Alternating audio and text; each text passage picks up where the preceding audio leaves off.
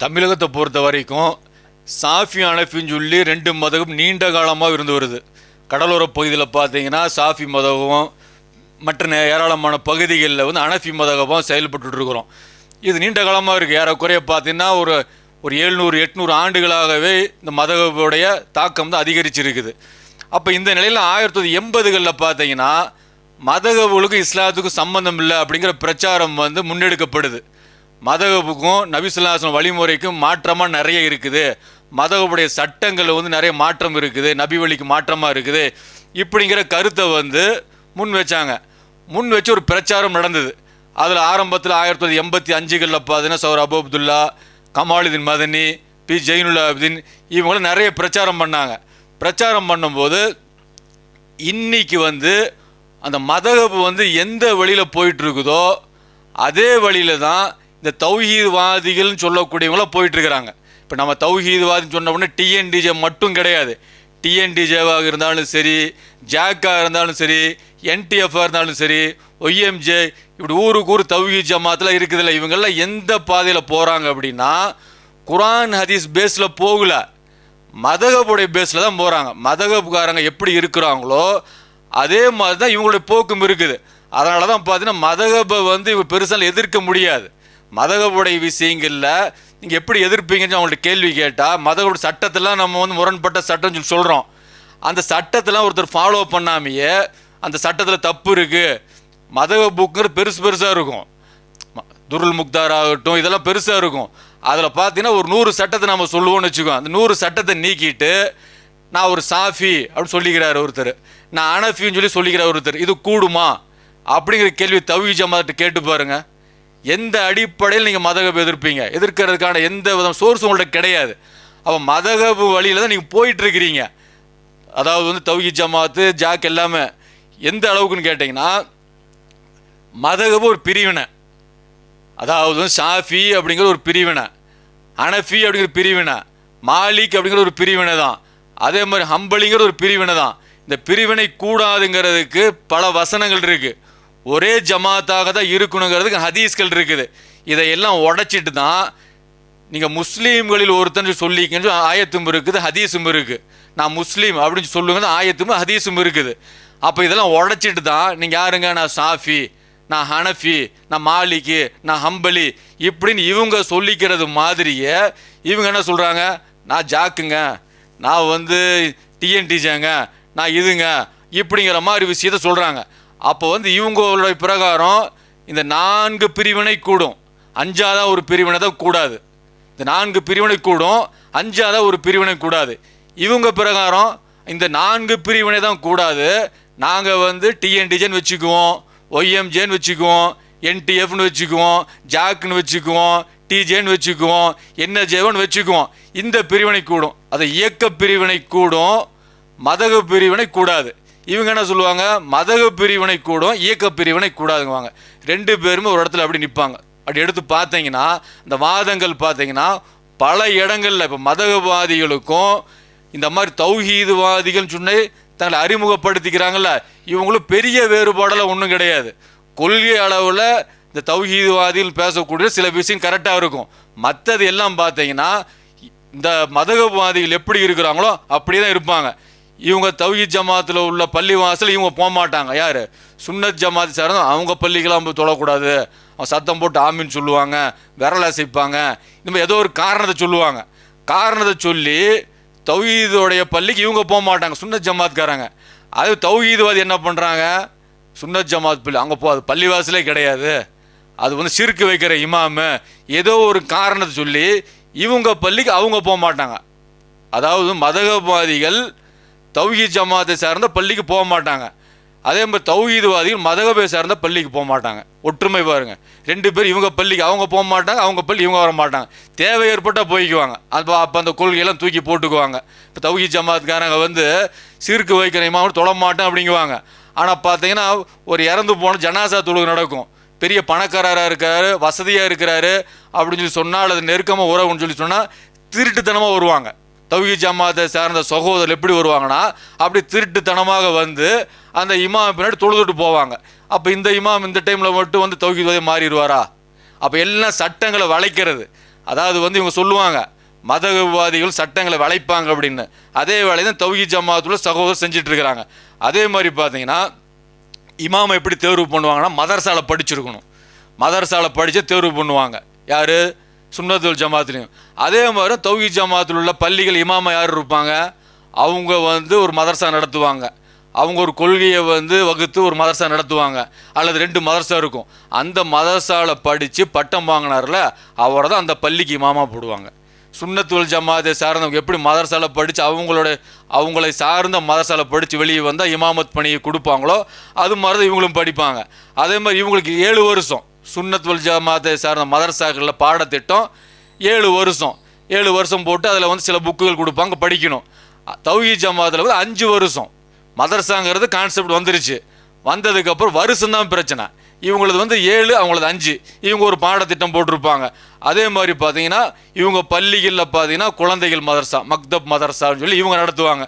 காலை மாலைன்னு நடத்துவாங்க. அதே மாதிரி தான் தௌஹீத் ஜமாத்துலையும். ஏன்னு கேட்டால் அங்கே போயிடக்கூடாது. சுன்னத் ஜமாத்தில் வந்து குழந்தைகள் போகிறாங்க, நம்ம வீட்டு பிள்ளைங்களும் அங்கே போகிறாங்க, தப்பான கூலி கற்றுக்கிட்டு வந்துடுறாங்க, அதை நாமளும் ஆரம்பிக்கணும் அப்படின்னு சொல்லி இதெல்லாம் பார்த்தீங்கன்னா இந்த ஜமாத்துடைய கொள்கையை வந்து முன்னெடுக்கிறது தான். குரானை கொடுத்தா போதும். ஒரு குடும்பத்துக்கு அல்லாஹ்வுடையும் குரானை கொடுத்தா போதுமானது, நேர்வழிக்கு அது ஆதாரமானது, அது போதுமானது. அதை கொடுக்க மாட்டாங்க. ஜமாத்துடைய கொள்கைகளை கொடுக்கறது. இவங்க எப்படி மதகபுடைய கொள்கையை கொடுக்குறாங்களோ இவங்க வந்து தௌஹீத் ஜமாத்துடைய கொள்கையை கொடுக்கறது.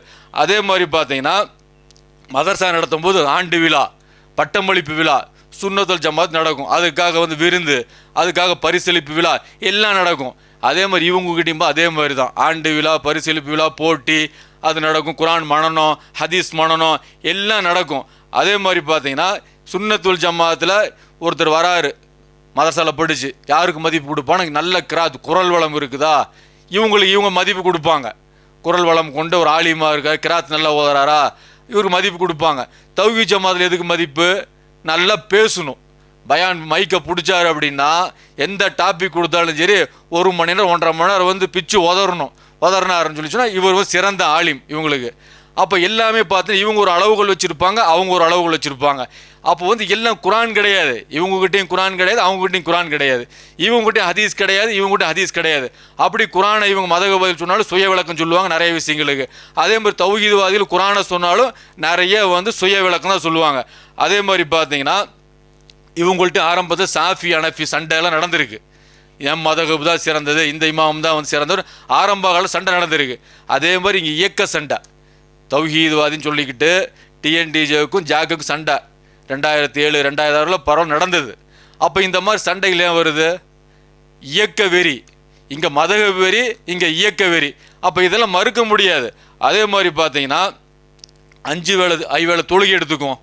5 வேளை தொழுகை இப்போ ஒரு மஹல்லா இருக்குது, சுன்னத்துல் ஜமாத்தில் ஒரு மஹல்லா இருக்குது, ஒரு 200 குடும்பம் 300 குடும்பம் இருக்குன்னு வச்சுக்கோமே.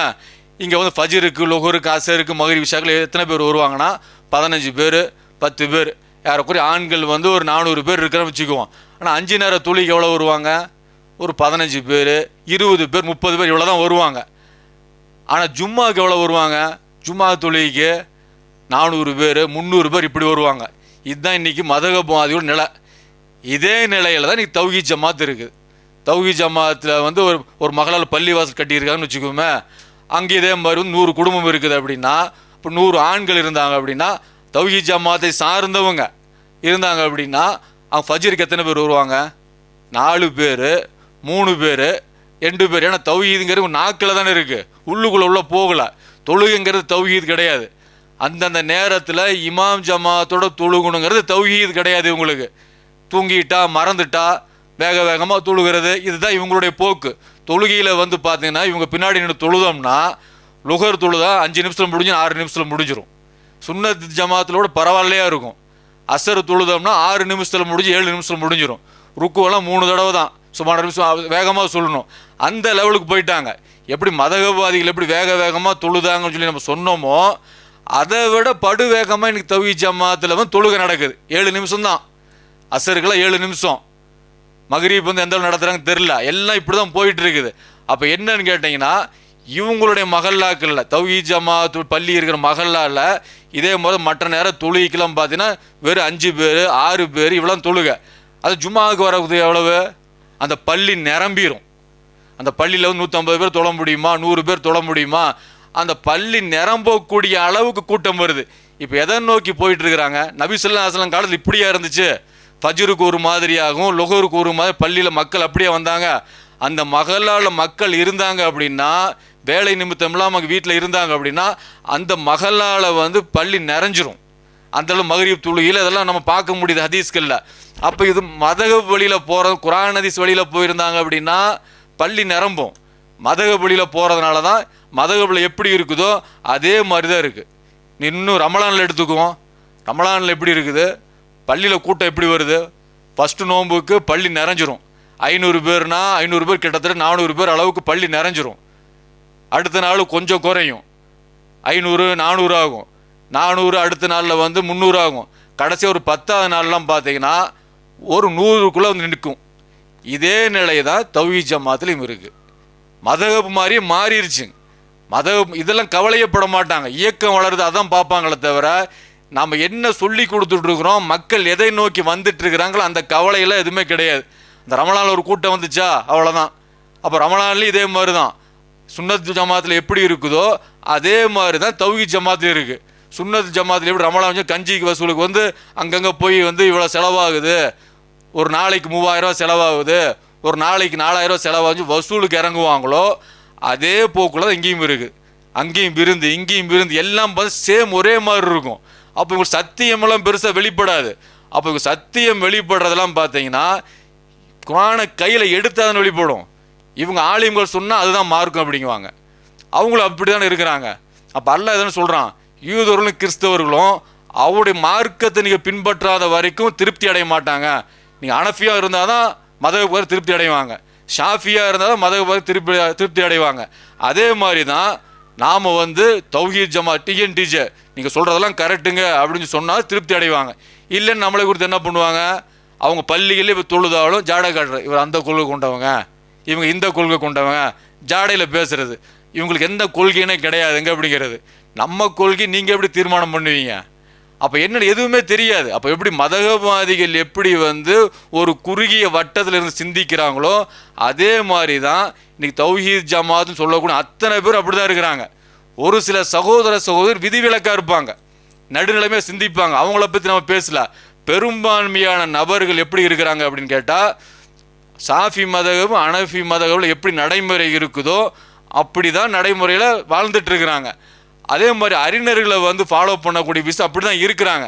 அதனால் நம்ம வந்து தௌஹீத் ஜமாத்து, நான் ஜாக்கில் இருக்கிறேன், நான் ஒய்எம்ஜியில் இருக்கிறேன் இப்படின்னு சொன்ன விட சொர்க்கத்துக்கு போக முடியுமா? அப்படி போக முடியாது. குர்ஆனை கையில் எடுத்து ஹதீஸை கையில் எடுத்து அதை படிப்பதன் மூலமாகவும் அதை நடைமுறைப்படுத்துவதன் மூலமாக சொர்க்கத்துக்கு போக முடியுமே தவிர ஒரு இயக்கத்தில் அங்கம் வகித்து ஒரு மதகபில் அங்கம் வகித்து அந்த இமாம்கள் சொல்வதெல்லாம் கேட்டு நடப்பதன் மூலம் சொர்க்கம் போக முடியாது. இது தௌஹீத் ஜமாத்தை சார்ந்த சகோதரர் தெரிஞ்சுக்கணும், மதகபை சார்ந்த சகோதரர் தெரிஞ்சுக்கணும். இது ரெண்டுமே ஒன்று தான். மதகபாகட்டும் அதே மாதிரி இப்போ தௌஹீத் ஜமாத் ஆகட்டும் பல விஷயங்கள் ஒன்றா தான் இருக்குது. அதனால் பிரச்சாரங்கள் வந்து இது பெரிய அளவுக்கு வந்து மார்க்க பிறகு போய் சேராது. ஏன்னா மதகபுடைய கொள்கையிலேயே வச்சுக்கிட்டு தௌஹீத் ஜமாத்து மதகபை எப்படி எதிர்க்க முடியும்? எதிர்க்க முடியாது. அதனால் சுயமாக சிந்திக்குமாறு தௌஹீத் ஜமாத்தை சார்ந்த சகோதர நம்ம அன்பா நம்ம கேட்டுக்கிறோம். அல்ஹம்துலில்லாஹி